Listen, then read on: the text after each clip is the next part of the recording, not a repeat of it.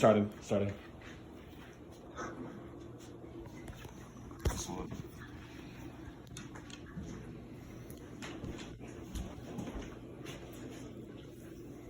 The most significant civil rights issue is voting. Each citizen's right to vote is fundamental to all the other rights of citizenship. Robert F. Kennedy. Hi, I'm Samuel, and today I'm going to be talking about voting. I'm qualified to give you this speech because not only have I done extensive research, but I'm also an experienced voter as well. According to PBS, a publicly funded research showed that in 2016 for the presidential election, only 60% of Americans, of eligible voters, voted, while 40% chose not to. This is a big issue. The issue here that we're facing, the problem, is not enough eligible voters are voting, not enough people are voting. However, the fix, really simple. It starts with you. You can vote, you can take action, we can gradually fix this issue by everybody doing their individual role in our democracy by going out and voting. There are 3 reasons that I believe voting is very important. 1, it's a privilege. 2, it's your voice. And 3, it is very easy. So I'm going to walk you through why I think it's important and why you should vote. And so that way you can take action when you're eligible to vote. My first point that I'd like to point out to you guys is that voting is a privilege. Historically, if we look in the United States and elsewhere, we see that voting has not been given to everybody. Not everybody's had the right to vote. Prior to 1870, the only people that could vote were white males over 21 that owned land. This changed, obviously, and African Americans could then vote. However, African Americans still faced issues or discriminatory actions against them, such as poll taxes and other Jim Crow laws that made voting very difficult for them and very hard. And then after this, we keep going. In the 1920s, women finally get the right to vote. Women can vote, but prior to this, they could not. And although it was a century ago, when you think about our nation's history, that's a long time that women could not vote. And then after this, Native Americans then later in the 20th century were granted the right to vote. And so this is in the United States. People in the United States have not always had the right to vote, and it's a privilege that nowadays everybody, as long as you meet the requirements that I will explain here in a second, can vote.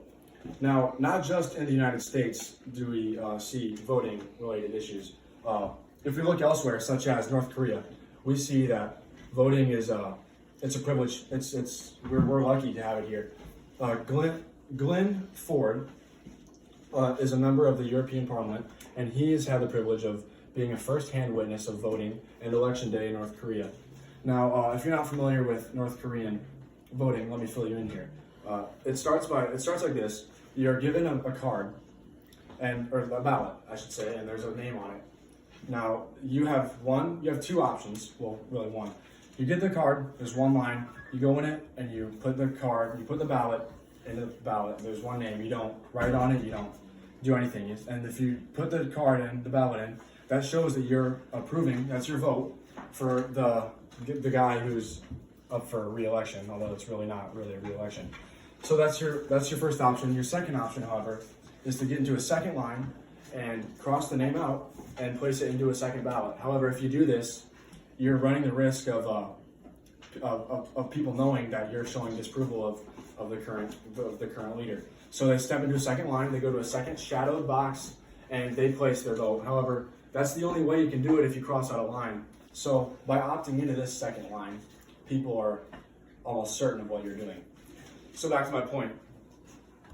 Glenn Ford is a member of the European Parliament, and he gets to travel, and he's one of the few people that's actually got to witness election day. And he knew a guy that he decided, he wasn't a fan of the guy, and he wanted to take the risk. Well, he opted in the second line. He crossed out the name. He placed his ballot showing disapproval. And this led to unfortunate events after the secret police of North Korea followed him, and he was later labeled mentally incapable and mentally insane and suffered severe consequences.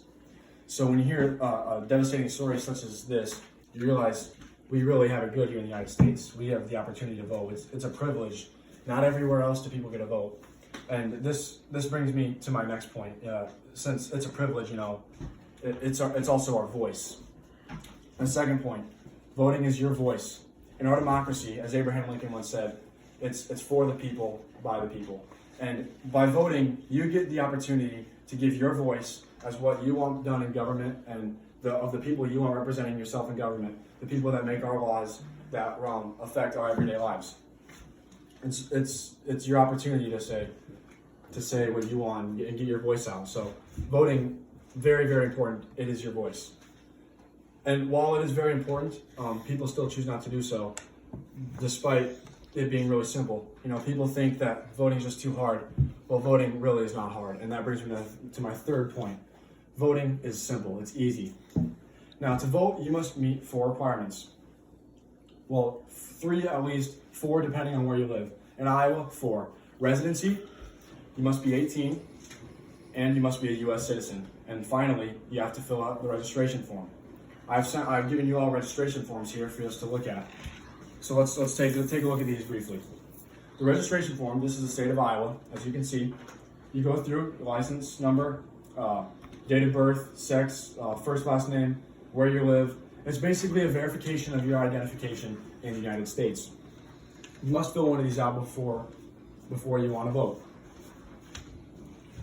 So you can take a quick look at that, and those are the 4 requirements. So voting, it goes like this. You go up on election day, you go to your local poll, and that's usually at local courts or community centers, and you, after registering, you cast your ballot. You vote. Who do you want representing you in various levels of government?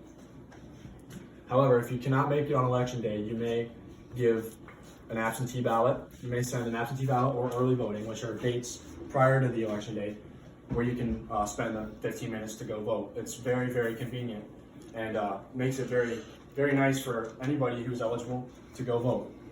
So people often think, you know, it's just time consuming, it's too much. It's really not. It doesn't take much time. In fact, you can do it days before the election as well. So in conclusion, we're facing a big issue, and that is not enough eligible voters are voting. People are just not voting. It's an issue, and you should vote. You can vote, and when you can, you need to. When you're eligible, you need to vote. You can take action by just simply going and voting. We can gradually fix the issue of only 6 out of 10 Americans voting in elections, as we saw in our most recent presidential election. It starts with you individually taking action, going and doing your part, playing your role in our democracy, and going and voting. It's a simple fix, and it's easy, but we got to do it collectively as one team. And all it takes is you individually going out and voting. Thank you for listening.